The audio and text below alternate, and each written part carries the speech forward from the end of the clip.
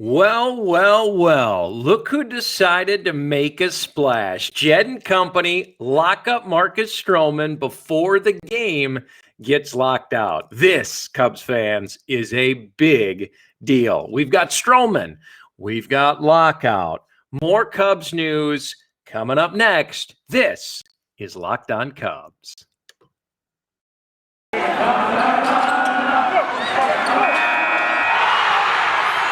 You are Locked On Cubs, your daily Chicago Cubs podcast, part of the Locked On Podcast Network, your team every day.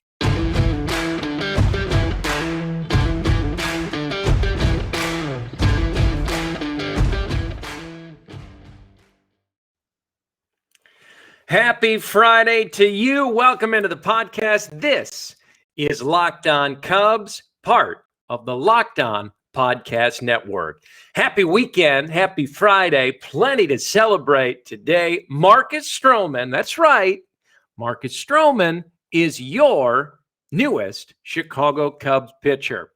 Plenty to get into today. Before we dive in, I want to take this time to remind you and thank you quickly for making Locked On Cubs your first listen of the day. It's only my third episode with you guys since I took over, and I just want to let you know how much fun I'm having. And I want to thank you personally for welcoming me into your cars every morning, into your iPhones, into your homes. It means a lot.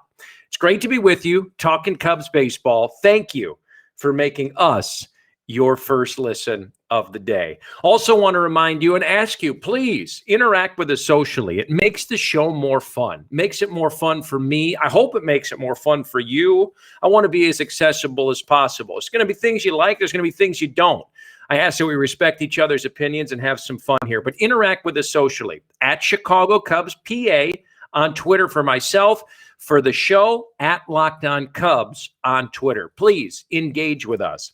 So much good stuff to get to today. And I mean so much. Bulk of the show is going to be dedicated to Marcus Stroman. Wow, as it should be. I mean, hello. Two-part signing. I mean, besides being a great player, I want to talk about what this means for the organization and the team moving forward. Clearly, they've set a tone now. Tank City no more. MLB lockout, unfortunately, is in full effect. We'll touch on that. Don't want to, but we have to. There's some pertinent stuff. I want to break down what it means for the game moving forward here in the short term, what can and can't be done to hopefully help you and myself understand it a little better, as it's been many, many years since the last time there was a work stoppage, the 1994 strike. And then we're going to get back to Marcus a little bit. A lot of things you might not know about him. He's a really cool dude. I'd love to sit down with him and meet him. His approach to the game and life and whatnot is something that deserves to be looked at. So we'll take a look at Marcus again as well. Marcus Stroman, a Chicago Cub. Holy cow. I'm going to say it over and over and over again because honestly, it really doesn't get old. That sounds really cool. He's going to wear number 0, first Cub ever to wear number 0. I love what he said when he talked to reporters late last night. Said he tried to stay out of the negotiations, but as soon as he heard that his agent had a potential deal in place with the Cubs, a place he wanted to come play because of the city, because of the fans, because of the organization, he hopped on a flight from LAX and shot to Chicago as fast as he could. And he laughed and said, "Thank goodness I made my flight." Yes, Marcus, thank goodness you did catch that flight. For those of you that aren't familiar with Stroman, he's a longtime Blue Jay, got dealt by the Jays to the Mets at the deadline in 2019, opted out of 2020, the COVID year, and then just had a really, really good year for the Mets last year in 2021. Guy's been around. 162 game average looks like this: 12-12 record, 363 earned run averages 33 starts a year over the course of 162 for his career. Super dependable, super efficient, super reliable. He's 180 to 200 innings a year guy. Our Cub friends, Fergie Jenkins and Rick Sutcliffe, love that about him. 180 to 200 a year. He's got a 3-to-1 strikeout to walk ratio, over 162 game average for his career. That is great, great stuff. 7.5 strikeouts per 9 compared to only 2.5 walks per 9. 3-1. That's pretty darn good. He's playoff tested as well. Had some good years, did Toronto, when he was up there before he went to New York.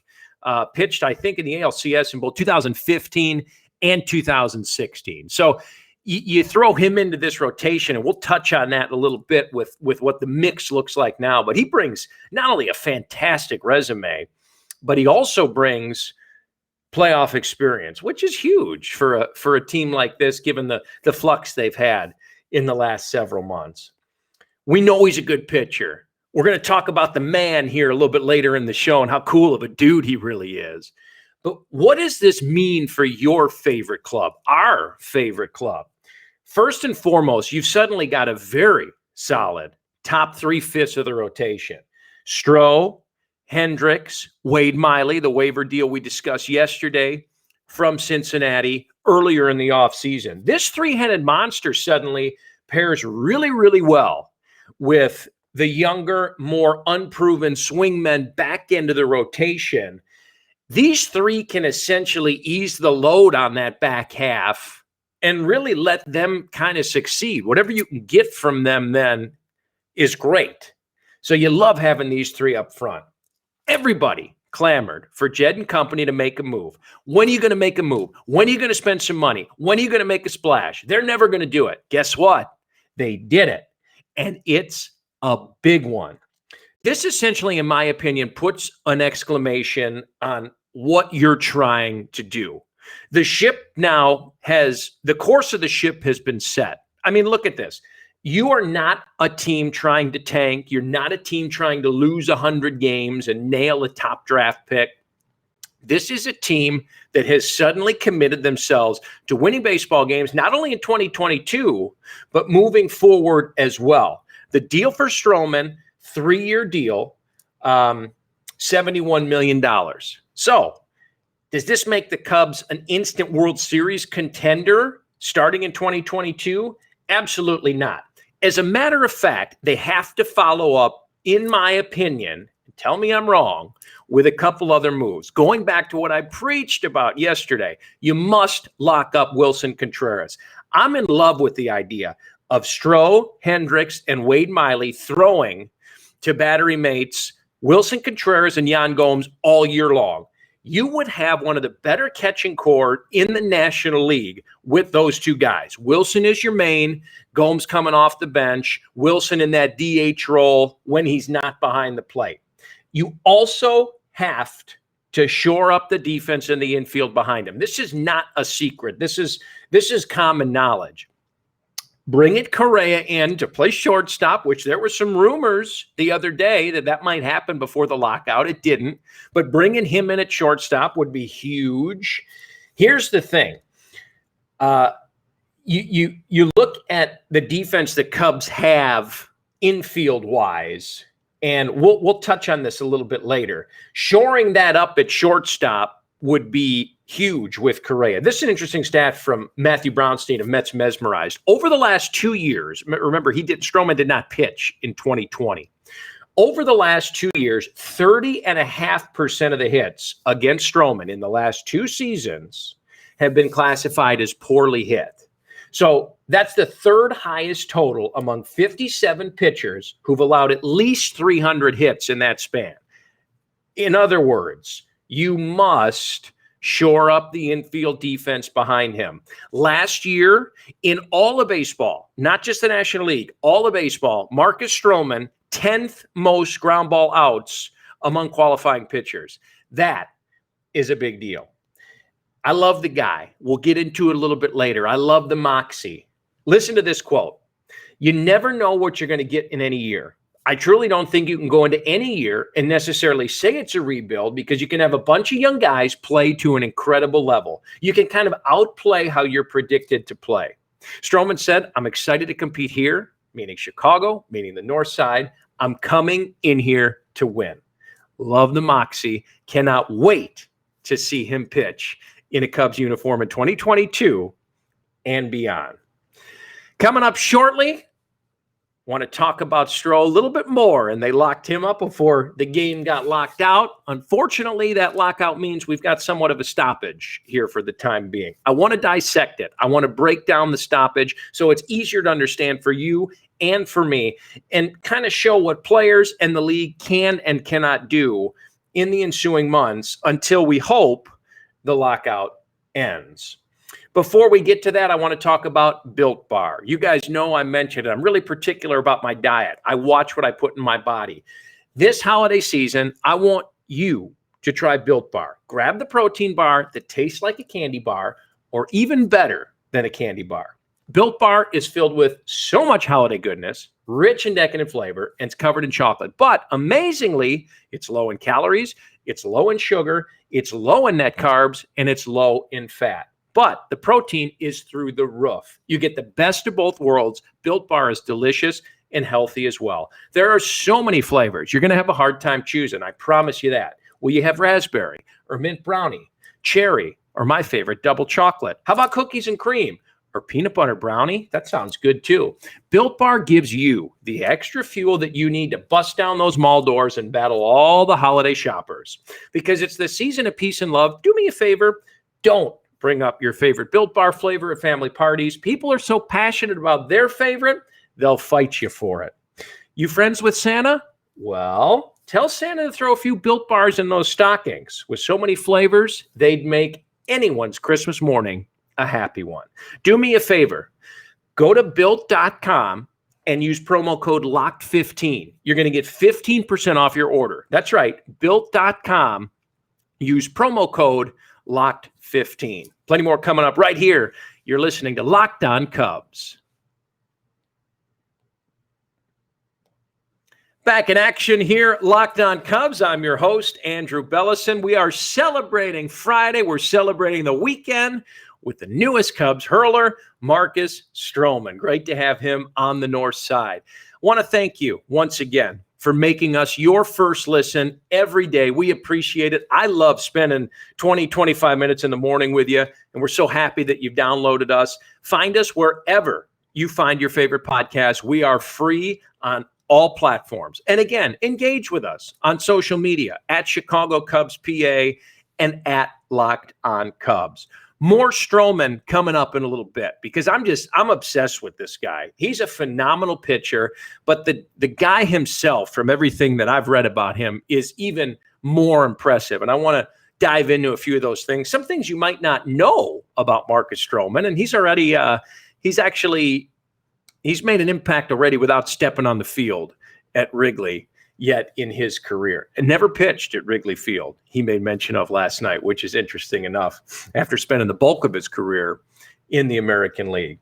Before we get to that, though, we do have to talk about the lockout, and it's official now. We have a work stoppage. The game was locked out last night at midnight, 11:59 p.m. to be exact. A couple of statements I want to read quickly for you. First, from the Major League Baseball Players Association. They said this shutdown is a dramatic measure regardless of the timing. It's not required by law or for any other reason. It was the owner's choice, plain and simple, specifically calculated to pressure players into relinquishing rights and benefits and abandoning good faith bargaining proposals that will benefit not just the players, but the game and industry as a whole. These tactics are not new. We've been here before, and players have risen to the occasion time and again, guided by a solidarity that has been forged over generations. We will do so again here. We remain determined to return to the field under the terms of a negotiated collective bargaining agreement, fair to all parties, and provides fans with the best version of the game we all love. There's a lot that goes into this. And, you know, the look to us, the fan, stinks, right? I mean, you're locking the game out. You suffered in the COVID year with the shortened season, had a great bounce back in 2021, and now this. And we kind of knew this was coming back in 2020 when the players and the league were hashing out what they got hashed out in the time missed from the virus anyways. But it's unfortunate to be here. Like I preached a couple days ago in our first show, this isn't necessarily all bad. Doing this now is somewhat of a preemptive thing to avoid delaying the season on the back end. I mean, it's almost a proactive move. Does it stink? Yeah, it does. It really does stink. But doing this now more or less allows us to hopefully get on with the normal baseball schedule with spring training in February, followed by the regular season on time. Whether that happens or not, we'll see. What does this all mean for baseball right now? Well, it means there's no more free agency period. I mean, you can't make any moves until this lockout is lifted. So awesome timing by Jed and company to bring in Stroman right before that deadline. There is a transaction freeze. So MLB implements a transaction freeze during the lockout, meaning no trades, no free agent signings, no waivers, no releases, et cetera, et cetera. Kaput, nada, okay? This includes 40-man roster players. Baseball's work stoppages haven't always featured a transaction freeze, but it is believed that this offseason that is going to be the case. Because the lockout would only involve Major League Baseball Players Association members, however, this is where it gets a little different. We could see minor leaguers signing contracts or even being traded involving those players not on the 40-man. So we'll see. Common question that we've heard the last couple of days, and I wondered it myself as well, is do players still get paid? And the answer here is kind of. So during the lockout itself, which is what we are officially in right now, players will receive any signing bonus or deferred salary payments, though they're not paid their base salary should the lockout extend into the regular season. So players are only paid during the season. Does that make sense? So bonuses, any deferred salary payments will be received. But if the lockout, God forbid, stretched into the season, they would not receive their pay. A couple notable bonus payments that are due over the next few weeks in which these players will receive. Paul Goldschmidt, Miles Michaelis of the Cardinals, each owed $1 million on January 15th. Jason Hayward here in Chicago owed $4 million on April 1st. Heaven forbid the lockout extended that long, but should it, he would receive that $4 million. So we will see how that plays out. But those deferred payments would still be in effect, even though everything else is frozen. Here's the big one. And I saw Jamison Tyone on Twitter here yesterday beefing about this, and he's got a big beef. There are no workouts allowed at club facilities because those facilities are locked out. They're closed. Man, I wish our gym would close, force us away. Tyone's trying to rehab. He wants to work with team therapists. He wants to work with the trainers. Guess what? Can't do it at club facilities. During the lockout, the owners quite literally lock the players out of facilities. No workouts allowed, club organized or otherwise. If necessary, the Players Association will run workout facilities in Arizona and Florida for players during a lockout, similar to the union's free agent camp in Florida during spring training of 2018. It should be noted, though, injured players, like I said, cannot rehab at the club's facilities or with the club's athletic trainers. Off limits. Tyone, no dice. Charlie Morton cannot rehab his broken leg with the Braves, et cetera, et cetera. This, to me, is one of the biggest detriments to this. Baseball is a $10 billion business. The business side of this clearly takes a hit and suffers when the two parties involved can't come to terms on certain issues. We know that. We suffer as fans.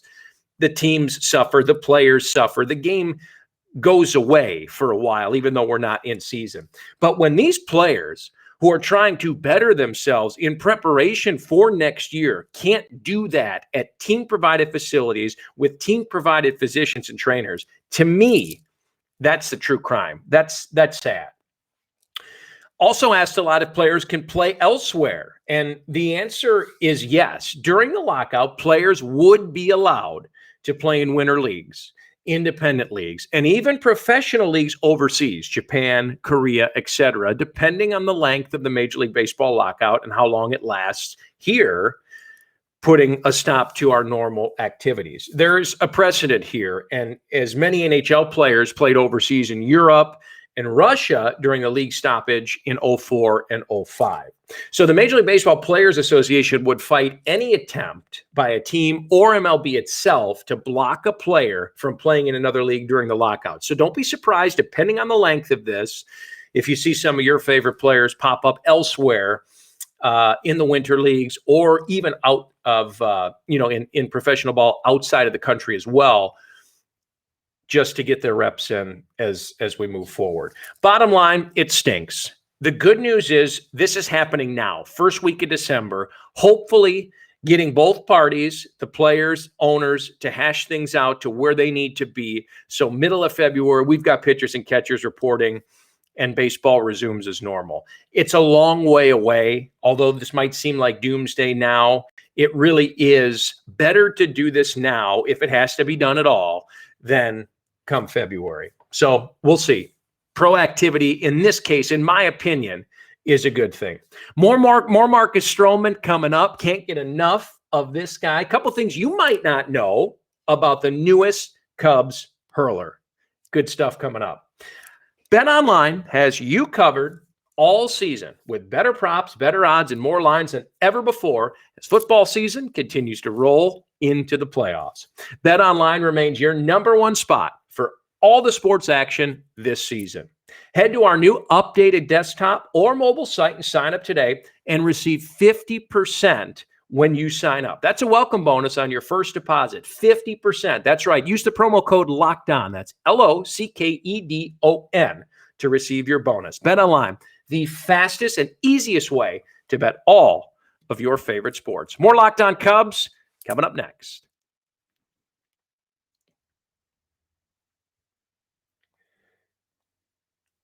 We are back, Locked On Cubs. Andrew Bellison, so good to have you with us. Happy Friday, happy weekend. We're celebrating Marcus Stroman all weekend long. I touched on it a little bit. I want to get into some things and interesting facts you might not know about Marcus and what a cool guy he really is on and off the field.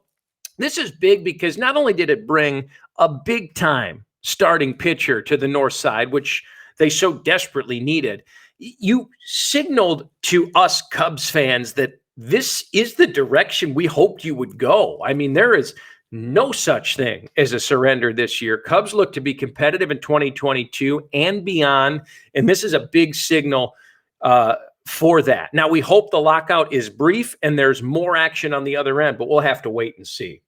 Some interesting facts about Marcus Stroman. First of all, never pitched at Wrigley Field. Spent most of his career in Toronto and then pitched with the Mets for a year and a half. 2020, he did not play, remember. So never took the mound at Wrigley, which he made mention of last night on Twitter. I'd love to see what some wily Cub vets like Rick Sutcliffe and Fergie Jenkins might have advice-wise for Marcus when he pitches at Wrigley for the first time in a windy, quirky ballpark like that. Might have heard a lot made about his height. He's only 5'7" tall. That's short, right? Worrisome to you? It shouldn't be. Check out this quote from Stroman. He says, "No, I'm the shortest starting pitcher in the major leagues for sure. I'm kind of the role model for the young wave of athletes out there who are undersized. Some of them have my slogan, height doesn't measure heart. I've kind of had that mentality to always know that what I'm capable of, what anybody else is capable of, regardless of my size. I enjoy being the littlest guy out there. I know it doesn't factor in anymore. Doubts reassured." I love that mentality. You want to pick on him for his height? He doesn't care. Height doesn't measure heart. HDMH. I love that. Marcus Stroman, obviously very in tune with his game physically on the field, but he's one of the more present and aware players that there are off the field as well. He gets it, and he loves the mental side and preparation of the game in that way. It's often overlooked, but not by Marcus. He at one time was quoted as saying, "I think mental health is one of the most important aspects that people don't focus on. It's something I put a huge emphasis on in the last 3 or 4 years," he said, "and I've seen it allow me to have huge strides. I've never been more calm in my life. I'm able to find my calm through any adversity, through any turbulence."